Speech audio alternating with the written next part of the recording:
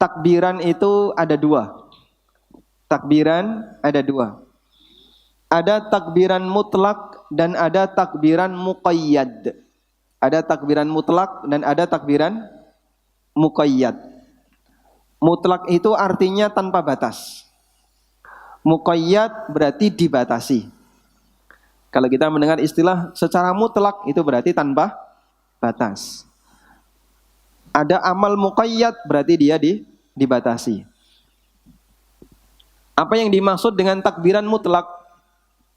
Takbiran mutlak adalah takbiran yang dibaca tanpa batas waktu dan tempat. Anda bisa membacanya kapanpun, dimanapun. Kecuali kalau di tempat-tempat yang kita tidak boleh berzikir, seperti di toilet. Anda silahkan takbiran sambil berkendara, ibu-ibu takbiran sambil masak, takbiran sambil bekerja, silahkan melakukan takbiran dengan beraktivitas yang lain, silahkan. Selama lisan ini nganggur, manfaatkan untuk memperbanyak takbiran sepanjang tanggal 1 sampai 10 Dzulhijjah. Nah, untuk takbiran mutlak ini dimulai dari tanggal 1 kemarin, hari Senin, berakhir sampai tanggal 13 Dzulhijjah, hari tasyrik yang terakhir.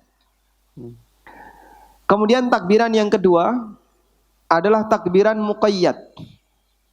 Takbiran muqayyad disebut muqayyad artinya dia terbatas. Dibatasi oleh waktu tertentu dan tempat tertentu. Kapan takbiran muqayyad ini dilakukan? Takbiran muqayyad karena dia dibatasi, dia mulai dikerjakan seusai sholat wajib. Kita selesai sholat wajib membaca apa? Istighfar 3 kali. Kemudian membaca dzikir, beberapa dzikir.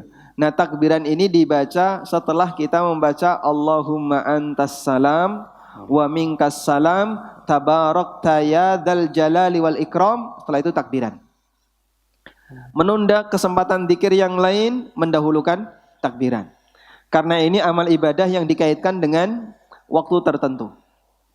Sehingga takbiran ini dibaca persis selesai sholat wajib. Setiap sholat wajib 5 waktu kita melakukan takbiran muqayyad.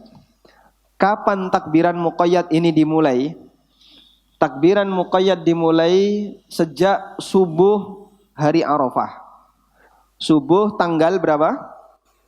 9 Dzulhijjah. Sehingga yang jadi imam selesai sholat subuh hari Arafah, maka dianjurkan begitu selesai mengucapkan Allahumma antas salam wa minkas salam tabarakta ya dzal jalali wal ikram, dia takbiran. Silahkan dikeraskan, barangkali nanti mengingatkan para makmum untuk ikut takbiran, meskipun tidak harus dikomando. Jadi sendiri-sendiri takbiran, tidak seragam nanti bunyinya. Yang penting suaranya tidak mengganggu yang lain. Jadi tidak perlu menggunakan pengeras suara, ya. Kalaupun bersuara agak keras, mungkin yang mendengar adalah samping kanan kirinya. Kemudian masing-masing takbiran tanpa harus menunggu imam mengomando takbiran. Ini dilakukan selesai sholat wajib. Berapa kali Pak takbirannya? Silahkan 3 kali boleh, 5 kali boleh, tidak ada jumlah tertentu di situ. Yang penting pokoknya kita takbiran. Baik, bisa diingat tanggal berapa tadi mulainya? 9 Dzulhijjah. Setelah sholat subuh sampai tanggal 13 Dzulhijjah setelah sholat asar. Itu kesempatan terakhir untuk melakukan takbiran muqayyad. Sehingga kalau kita ditanya, apa perbedaan takbiran mutlak dengan takbiran muqayyad, hadirin? Hanya dari sisi batasan waktu dan tempat. Hanya dari sisi batasan waktu dan tempat. Secara lafadz sama. Tata caranya sama. Masing-masing takbiran sendiri-sendiri. Hanya saja waktu dan tempatnya yang berbeda. Kalau mutlak bisa dilakukan kapanpun, dimanapun. Sambil Anda beraktivitas silahkan perbanyak takbiran. Dan bila perlu getarkan kantor Anda dengan takbiran. Wah, kalau bisa ya. Nanti dimarahi direktur ya. Baik, ajak kawan-kawan untuk takbiran sebagaimana yang dilakukan oleh Abu Hurairah dan Ibnu Umar radhiyallahu anhuma. Mereka bertakbiran di pasar, takbiran di jalan, sehingga diikuti oleh masyarakat yang lain untuk ikut takbiran. Sunnah seperti ini masih aneh dianggap oleh masyarakat.